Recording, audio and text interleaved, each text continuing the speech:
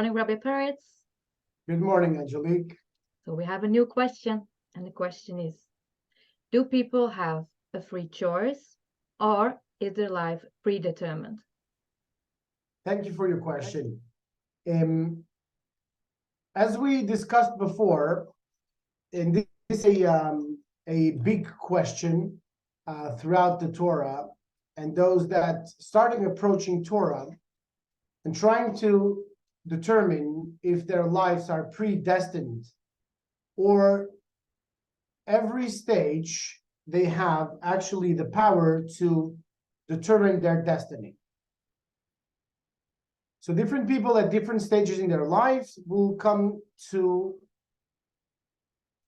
a certain understanding of this, okay? Now, first and foremost, to try to understand this, we need to understand the difference between what it is the very definition of what it is a true free choice and what it is a circumstantial decision before we even consider the concept of divine providence, okay? So, generally what people do on a daily basis, okay, in the morning, if they are taking breakfast and they want to have a orange juice or a banana juice, okay, they feel that they are doing a free choice. Truth is, they are only making a circumstantial decision, okay?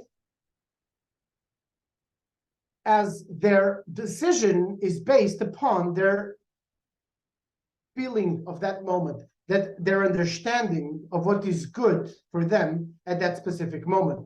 And that changes.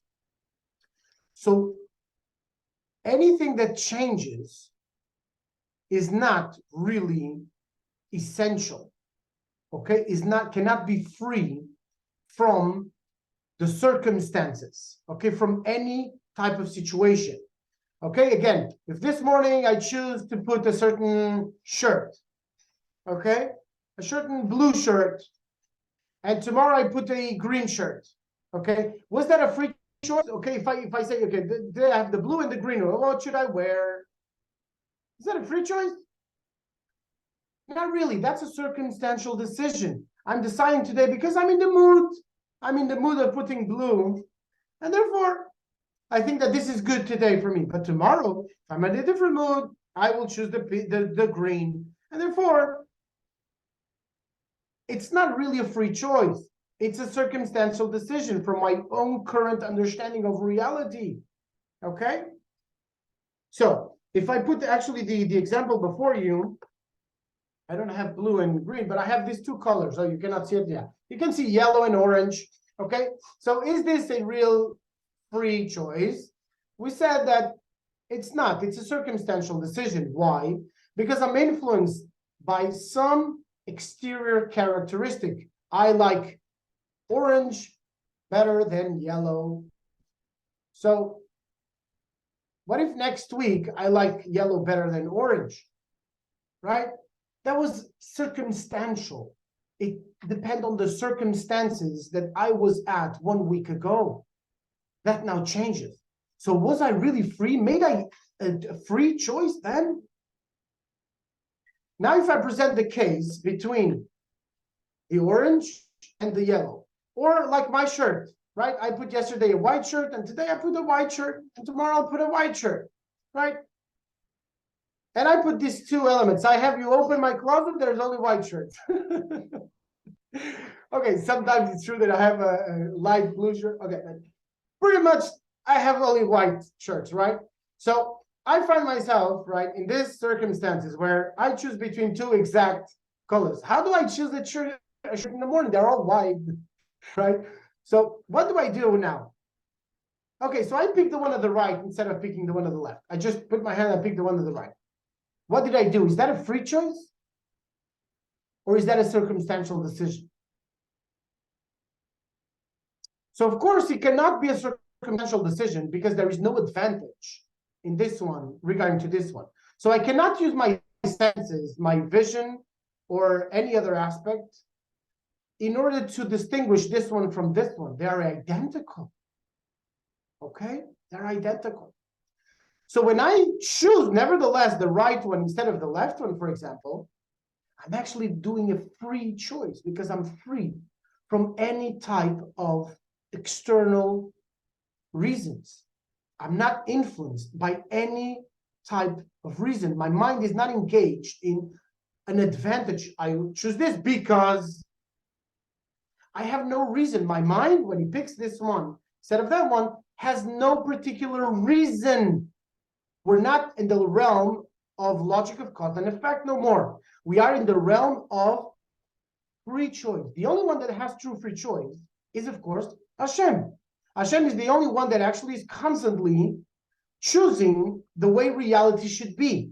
So in order for a person to go from a circumstantial type of decision, that's what we do generally most of our day, and we think and we have the feeling that we are free, but we have to reconsider. Now this is interesting, but maybe tomorrow it will no longer be. So we're not really free, and those choices, therefore, do not become eternal. There is a consequence to this. If I choose something yesterday, okay, in a real way, in a way of a free choice, that choice will remain. Tomorrow, in 10 years, in 1,000 years, that choice will not change. Because a free choice is eternal. It does not depend in which reincarnation we were born in, 500 years ago or 800 years ago. It doesn't depend on that. It will be true eternally. And that's the true advantage of knowing how to, when we are operating in the world of circumstantial decisions, which is fine. At the end of the day, we are human beings and we do those circumstantial decisions, okay? And when we are doing a true free choice, we only come to that true free choice when we are exposed to the Torah of Hashem. Only in this context, when we are already in a relationship with Hashem, can we truly do a free choice. Only in the context of goodness can we truly do a free choice. Can we liberate ourselves from the good and the bad, this dual state of the mind?